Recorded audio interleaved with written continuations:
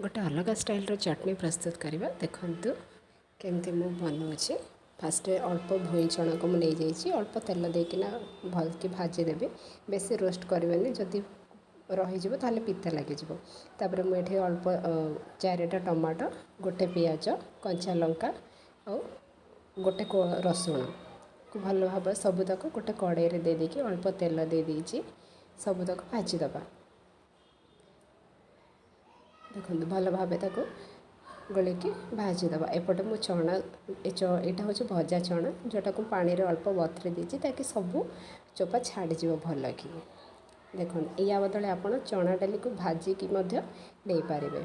सबुतक ठंडा हो सारापर गोटे मिक्सर जार से सबुतक नहीं जाइए जहाँ भाजी थी टमाटो पियाज भुई चना और से चना को अल्प पानी दे देची मिक्सर जार तापर अल्प लुण भी दे देची तो भल कि सेटा ग्राइंड हो देखु बढ़िया से चटनीटा हो गला।